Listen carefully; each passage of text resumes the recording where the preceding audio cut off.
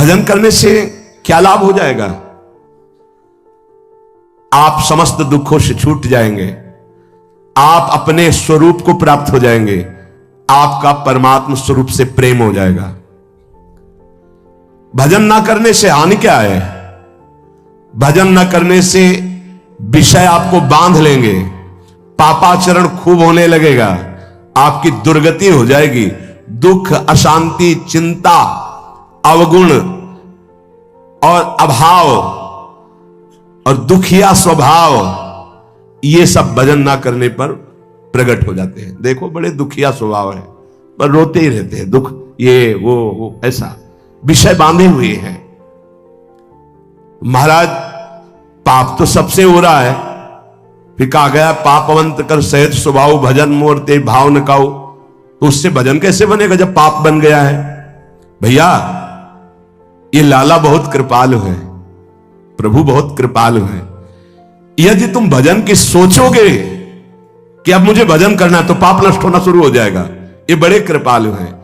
अपिचेत सुदुराचारो भजते माम अनन्य भाग साधुर समन्तव्य सम्यक व्यवसिता हिस्सा।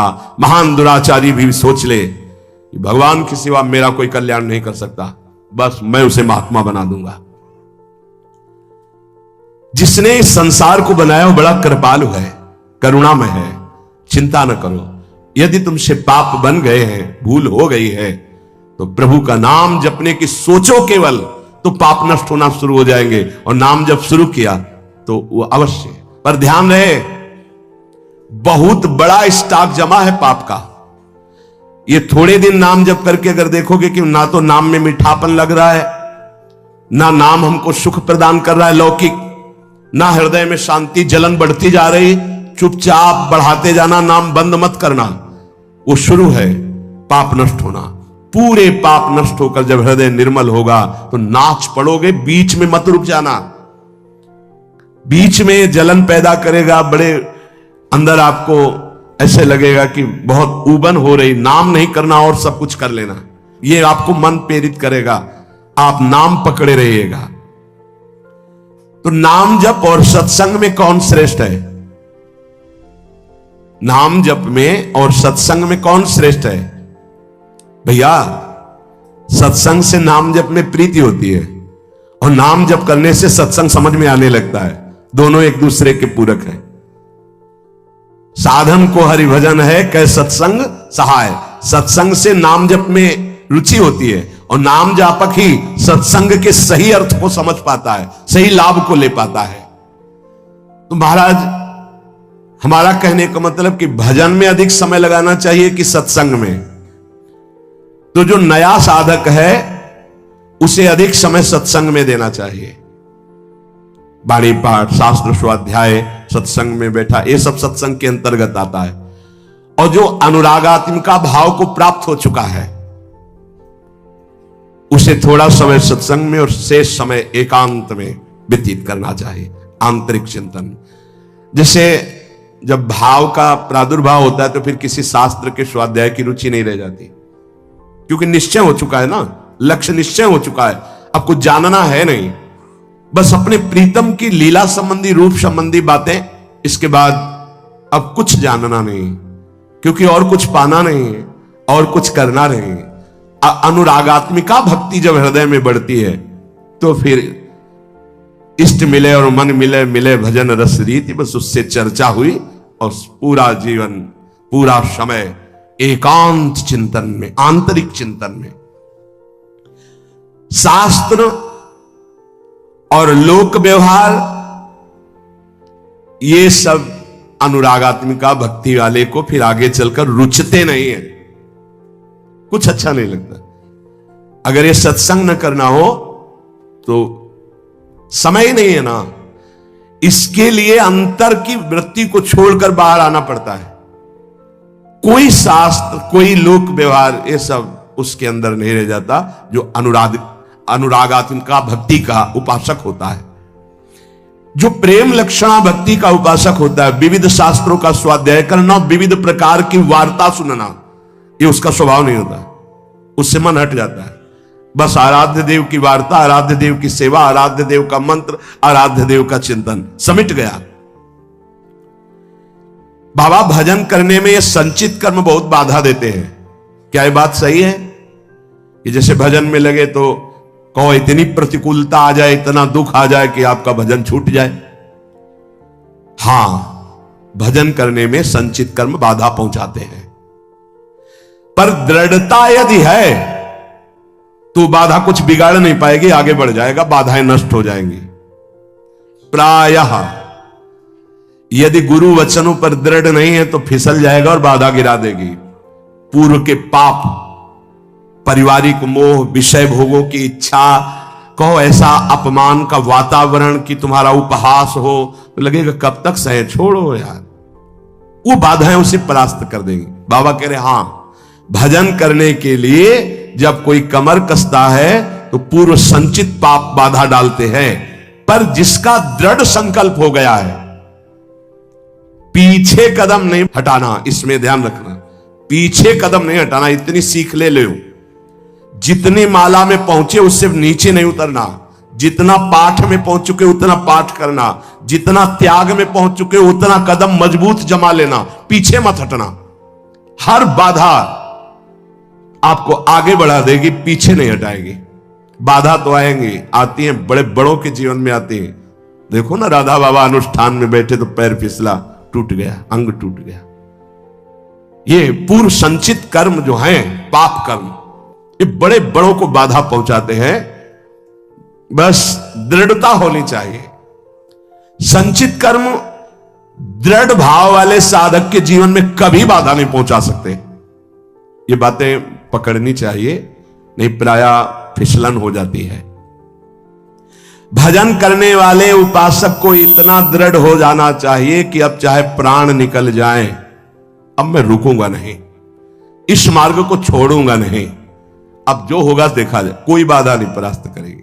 नहीं, कदम कदम पे बाधा आती, कदम कदम पे, क्योंकि पूर्व पाप बख्शेंगे थोड़ी आपको, वो तो आपको गिराना चाहेंगे। अगर भजन चल रहा है, नियम ले लिया, गुरु वाक्यों पर चल रहे हो, तो वो खुद नष्ट हो जाएंगे, क्योंकि असत कर्म है वो।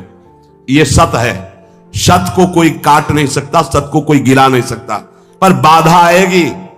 रुकना नहीं है, झुकना नहीं है, टूटना नहीं है, पक्का।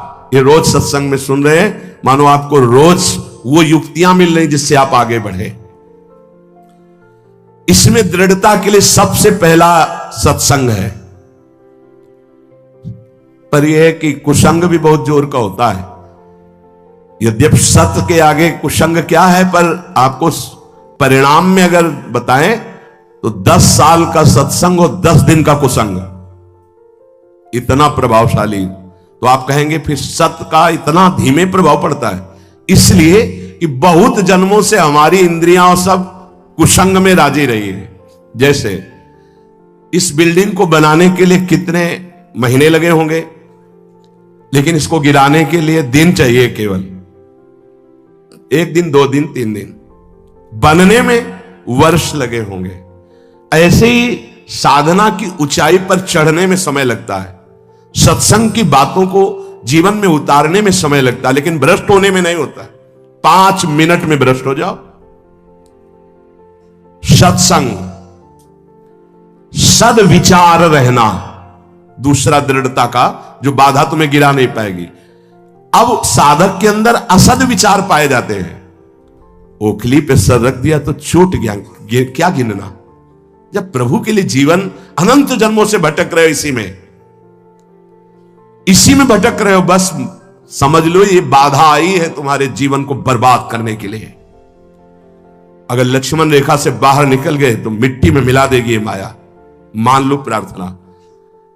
अगर आप लक्ष्मण रेखा के अंतर्गत रहे, आज्ञा के अंतर्गत, तो बाधा तुम्हें परास्त नहीं कर पाएगी। नहीं तो जो दुर्गति का केंद्र है, आगे देख लेना, पर आप कह नहीं पाओगे, वो अंदर की मार होती है माया की। भजन करने वाले को संचित कर्म बाधा पहुंचाने के लिए आते हैं, पर बचा जा सकता है इसी से, सत्संग और सद्विचार। जीवन का हमारे जो बर्बादी का प्रभाव पड़ेगा पूर्व संचित कर्म, वो हमारे विचार बदलता है, ध्यान रखना। पहले बुरी दशा आने के पहले बुद्धि बदली जाती, जब साधक का विचार बदलता है तभी घबरा जाते हैं हम।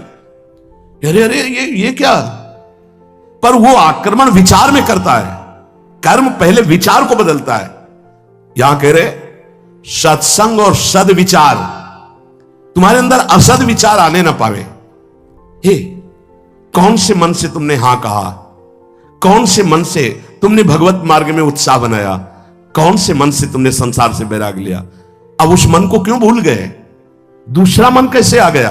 मतलब पूर्व संचित पाप कर्म तुम्हें गिरा रहा है और तुम गिर रहे हो जानबूझ करके, पर हाथ नहीं पकड़ोगे तो गिरी जाओगे।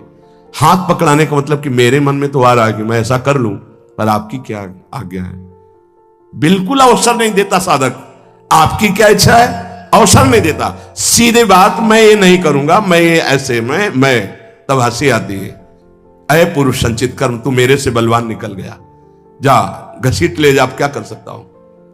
मेरी कबड्डी के खेल में आउट हो गया है, नहीं पकड़ पाऊंगा। अगर उपासना में आपका प्रवेश है तो एक प्रार्थना मान लीजिए हमारी।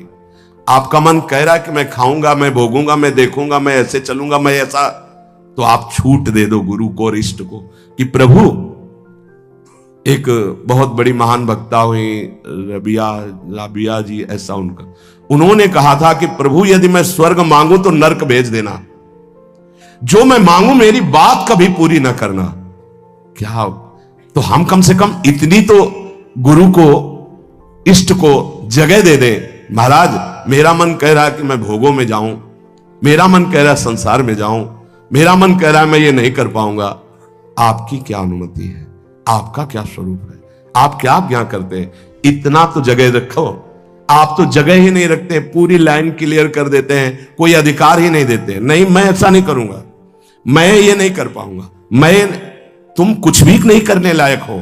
जिनकी कृपा से तुम कर रहे थे, वही कृपा तुम्हें आए हुए इस भारी आक्रमण से बचा लेगी, और आगे चलकर तुम्हें खुद रोना आएगा कि बचा लिया मुझे, नहीं तो आंधी आई थी और मुझे गिरा देती। भजन से हर संचित बाधाएं भस्म हो जाएंगी। ध्यान रखना, भजन करने वाले पर संचित कर्म बाधा डालेंगे, पर सत्संग और सद्विचार और भजन की दृढ़ता हर कर्म को भस्म कर देगी, हर बाधा को भस्म कर देगी। तुम्हारे जीवन में यदि किसी संत का संयोग है तो उसकी आज्ञा से जितनी जल्दी तुम्हारी इन बाधाओं का नाश होगा, उतनी जल्दी तुम्हारी साधना से नहीं होगा। इसलिए भक्तों के संग की बड़ी महिमा बताई गई है। यहां तक कि भगवान से भी बढ़कर भक्तों की संग की महिमा बताई गई। मोरे मन प्रभुवश विश्वासा, राम ते अधिक राम कर दासा। ये मान लो, ये जीवन बहुत ऊंचाई पर चढ़ाना है। आप अकेले नहीं चढ़ पाओगे, आप हाथ दीजिए और साथ चढ़ जाओ। तो बोले एक दो को चढ़ा दोगे, यहां तो हजारों कैसे चढ़ोगे? तो हमारे प्रभु का अब वेद नहीं पढ़े इसलिए नहीं जानते। सहस्त्र शीर खा पुरुखा, सहस्राक्षा सहस्त्रपाद। वो अनंत हाथों वाला है, अनंत भुजाओं वाला, अनंत पाद वाला, अनंत नेत्र वाला, विश्वतः चक्षुर, वो विश्व नेत्र वाला है। अरे वो तुम्हें ऐसे गोद में लेकर पहुंचा देगा, तुम्हें चढ़ने नहीं पड़ेगा। उसकी करुणा दृष्टि हो जाए तो लूला लंगड़ा सुमेर पर्वत को पार कर जाए। मूकम करोति वाचालम पंगुम लंघयते गिरिम। इस अध्यात्म की चढ़ाई के लिए हम सबकी टांगे टूटी हुई है, तो हमको उठा के ले चलते हैं गुरुदेव। हमें हरि उठा के ले चल रहे हैं। पहाड़ लंघवा दिया, ये काम क्रोध लोभ मोह मद मत्सर, ये बड़े बड़े पहाड़ हैं, ऐसे लंघवा दिया। मुंह को हो वाचाल पंगु चढ़े गिरिवर गहन। सही पूछो तो इस चढ़ाई पर चढ़ने लायक नहीं, पर कृपा ने चोटी को लंघवा दिया। बार बार जिसे प्रारंभ हुआ था जहां से सत्संग, बार बार मन निहाल होता है, कितने करुणा में प्रभु, जब उनकी करुणा दिखाई देती। अरे साधारण जीव, विषयी जीव पहाड़ लांग गया, बड़ा आश्चर्य। ग्रह कारज नाना जंजाला, तेति दुर्गम शैल विशाला। काम क्रोध लोभ मोह मद मत्सर विशाल पहाड़ है, और एक छोटा सा साधक लांग गया। तब लगता है कृपा में बड़ी ताकत। छोटा सांप का बच्चा गरुड़ को खा जाए, ऐसी सामर्थ हमारे हरि में है। मस्कई करे बिरंच सम, मच्छर को ब्रह्मा बना दे, ब्रह्मा को मच्छर बना दे, ऐसे प्रभु के शरणागत है। जो स्वल्प पुण्य वाला होता है वो इन बाधाओं से परास्त होकर के साधनहीन हो जाता है। स्वल्प पुण्य वाला। महान पुण्य वाले कैसे बने? बोले भगवत प्रसाद, उच्छिष्टामृत, भगवत नाम गुणगान, भक्त चरित्र और भगवत विग्रह की सेवा, ये तुम्हें महान पुण्य वाले बना देंगे, जिससे कोई बाधा तुम्हें गिरा नहीं पाएगी। फिर ध्यान दीजिए, स्वल्प पुण्य वालों को ये संचित कर्म बाधा पहुंचाकर भजन से विमुख कर देते हैं। तो हम अपने पुण्यों को कैसे बढ़ाएं? तो बोले भगवत प्रसाद पाओ, उच्छिष्ट, संतों की जूठन, प्रभु की जूठन, गुरुदेव की जूठन, जूठन ले पाइए, आदेश में सेवक जी महाराज करें। ऐसे जो नाम गुण रूप लीला धाम में रमण करते हैं, उनकी अगर हमें प्रसादी मिल जाए तो हमारे सारे पाप नष्ट हो, हमारा सुकृत बढ़े।